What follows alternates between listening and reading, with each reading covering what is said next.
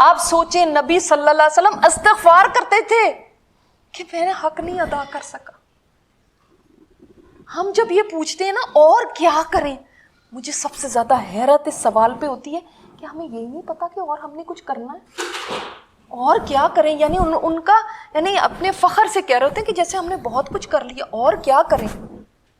اور وہ فرشتہ کہہ رہا ہے جو مسلسل سجدے میں ہے, وہ کہہ رہا ہے کہ اللہ تیرا حق نہ ادا ہوا. کیا ہم سب نے حق ادا کر دیے؟ پھر تیسری بات یہ سوچو کہ ہر چیز کے اندر ہم چاہتے ہیں ہماری پروموشن ہو.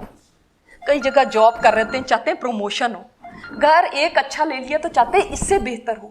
کپڑا ایک ہے تو آپ اس پہ قناعت نہیں کرتے ہیں. تو صحیح ہماری کلوزٹ میں کتنے کپڑے ہیں, ہم نے شاید گنے بھی نہیں ہوں گے, پھر بھی ہم جا کے اور خریدتے ہیں کہ نہیں.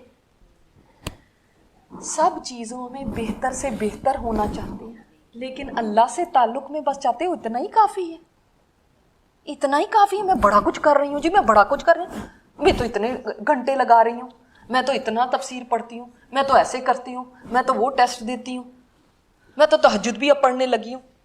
شیطان بڑا دھوکہ دیتا ہے اور کہتا ہے تو کافی ہے تیرے لیے, اسی پہ تو پار ہو جائے گا, فکر نہ کر.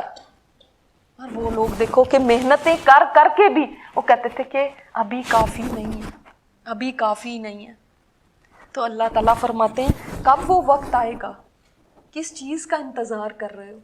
کیا اس کا انتظار کرے کہ کوئی آزمائشیں تمہارے اوپر آئیں, کوئی امتحان تمہارے اوپر آئیں, تب تم بدلو گے, تب تم اللہ کی فرما برداری کی طرف آؤ گے.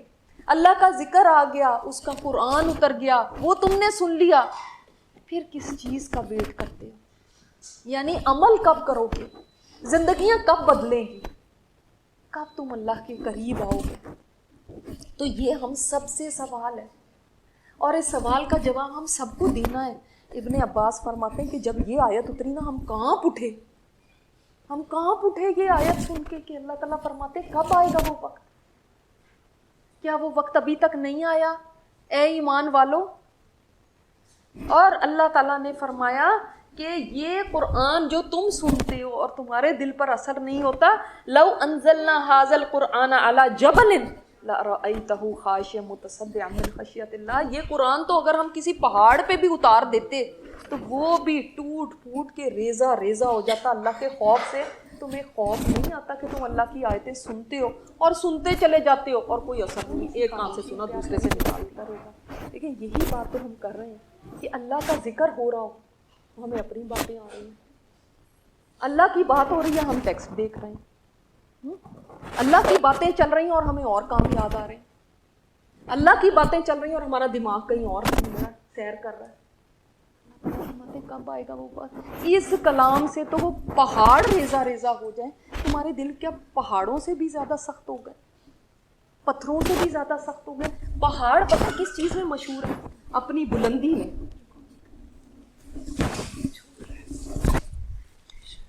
اپنی بلندی میں مشہور ہے اور اپنی سختی پہ مشہور ہے پہاڑ جو ہے.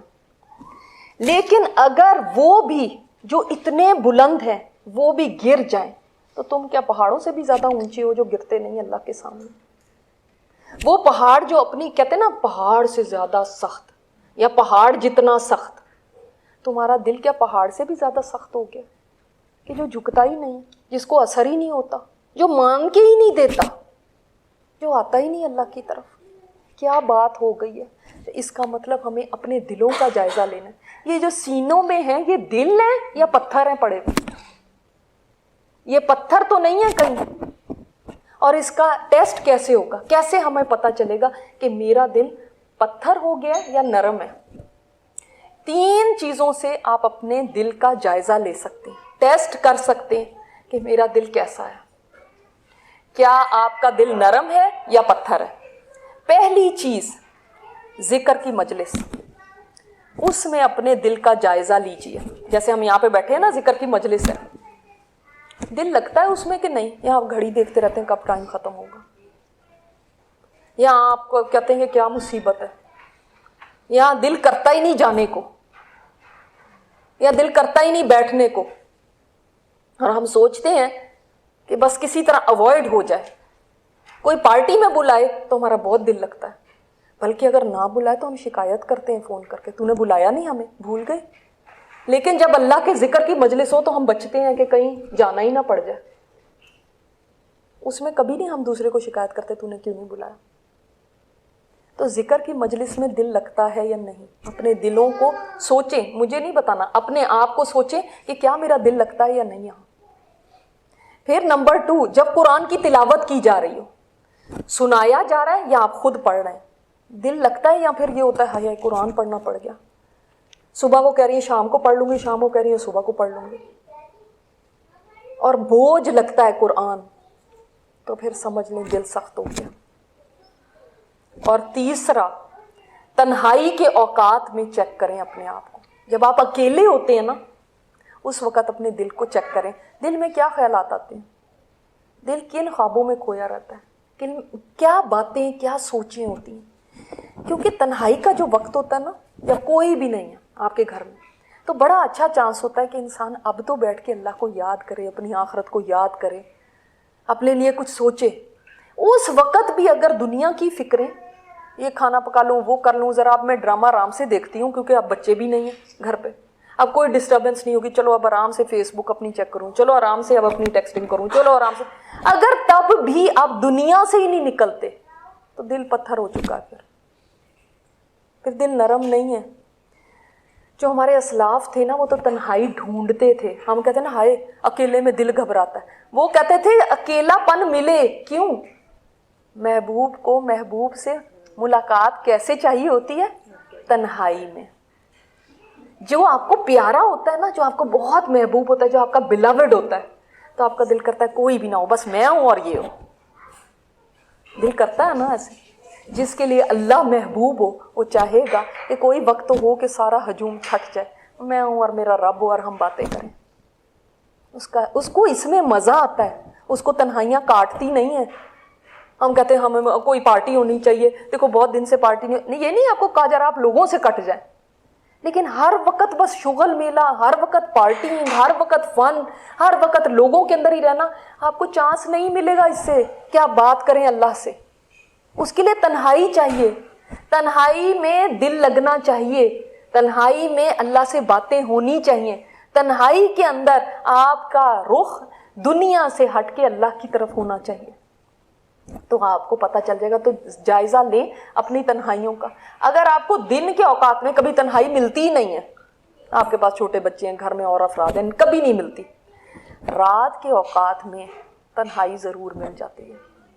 جب آپ بستر پر لیٹے ہوتے ہیں، سب سو چکے ہیں، تب تنہائی کے اوقات ہوتے ہیں، خاموشی ہوتی ہے. اس وقت کیا آپ اللہ سے باتیں کرتے ہیں؟ چلو اگر آپ اٹھ کے وضو نہیں بھی کرتے مصلی پہ، اول تو بیسٹ تو یہ ہے کہ آپ اٹھ کے مصلی پہ کھڑے ہو جائیں. اگر آپ نہیں اٹھ سکتے تو لیٹے لیٹے بھی کیا ہے، اللہ سے باتیں ہوتی ہیں کہ نہیں ہوتی. یا اس وقت بھی یہ ہوتا ہے کہ صبح جلدی جانا ہے، صبح اٹھنا ہے، صبح کے یہ کام ہے، فلاں دن کے یہ کام ہے. اگر ایسا ہی ہے تو چھائی بھی ہے دنیا سر پہ، بس اسی کے کولو کے بیل کی طرح اسی کے غلام بن گئے ہیں، اسی کے گرد گھومتے ہیں، اور آخرت نہ یاد، نہ اللہ یاد، نہ اس کی سے باتیں کرنے کا شوق. تو سمجھ لو کہ پھر دل سخت ہو چکے ہیں. اللہ تعالیٰ نے قرآن پاک میں فرمایا ثم قست قلوبکم من ذکر اللہ، پھر ان کے دل اللہ کے ذکر سے سخت ہو گئے. اور وہ اتنے سخت ہو گئے، یہود کے بارے میں آیا، اتنے سخت ہو گئے کہ پتھروں سے بھی زیادہ سخت، پتھر بھی ٹوٹ جاتا ہے اور اس سے پانی بہہ نکلتا ہے، پتھر بھی پھٹ جاتا ہے. پتھر بھی ایسے ہیں اللہ کے خوف سے گر پڑتے ہیں. اے لوگوں تم کیا پتھروں سے بھی زیادہ سخت ہو گئے کہ تمہارے دل کبھی پھٹتے ہی نہیں، تمہارے اندر سے خیر نکلتی ہی نہیں، تم کبھی گرتے ہی نہیں اللہ کے خوف سے. کیا ہو گیا تمہیں؟ پتھروں کو تم سخت کہتے ہو، پتھر بڑا سخت ہے. پتھر بھی ایسا ہے کہ دیکھو اس میں بھی خدا کا خوف ہوتا ہے تو یہ گر پڑتا ہے. تم میں کبھی خدا کا خوف نہیں آتا؟ تمہیں اللہ کا ڈر نہیں ہے کیا؟ تمہاری آنکھوں سے کیوں نہیں پانی بہہ نکلتا؟ پتھروں سے تو چشمے پھوٹ پڑتے ہیں. تمہیں کیا ہو گیا؟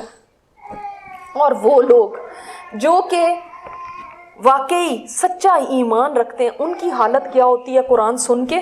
فرمایا انما المؤمنون الذین اذا ذکر اللہ وجلت قلوبہم، بے شک سچے ایمان والے وہ ہیں کہ جب اللہ کا ذکر ان کے سامنے کیا جاتا ہے نا تو ان کے دل کانپ اٹھتے ہیں، اللہ کے ذکر سے کانپ جاتے ہیں۔ کیوں کانپ جاتے ہیں؟ اللہ کی ہیبت، اس کی عظمت اتنی ہے کہ ان کے دل کانپ اٹھتے ہیں کہ یہ بات کس کی ہو رہی ہے؟ یہ عام لوگوں کی بات نہیں ہو رہی، یہ کسی پرسن کی، کسی چیزوں کی بات نہیں ہو رہی۔ سوچو تو صحیح کہ ذکر کس کا ہو رہا ہے؟ اللہ کا ذکر، جو رب العالمین ہے، جہانوں کا پیدا کرنے والا، پالنے والا، اور ایک کن کہہ کے سارے جہانوں کو ختم کر سکتا ہے، وہ رب، اس کی بات ہو رہی ہے۔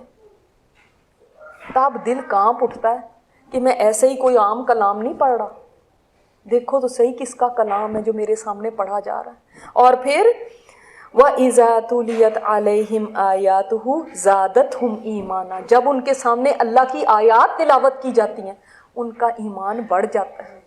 کیا ہمارا ایمان بڑھتا ہے اللہ کی آیات جب تلاوت کی جا رہی ہے؟ یا پھر ہم وہی کھانے پکانے میں، برتن دھونے میں، اس میں لگے ہوئے اللہ کی آیات تلاوت ہوتی رہے، ہمیں کیا فرق پڑتا ہے؟ بس ہمارے گھر میں قرآن چل رہا ہے نا، تو وہ ایک بیک گراؤنڈ میوزک کی طرح چل رہا ہے اور وہ اتنا ہی کافی ہے، خود ہی اس سے برکتیں ہوتی جائیں گی، ہمیں نہ سننے کی ضرورت، نہ تدبر کرنے کی ضرورت۔ اللہ تعالیٰ تو قرآن میں فرماتے ہیں کیا تمہارے دلوں پہ تالے پڑ گئے ہیں؟ کیوں نہیں تم غور و فکر کرتے اس قرآن پہ؟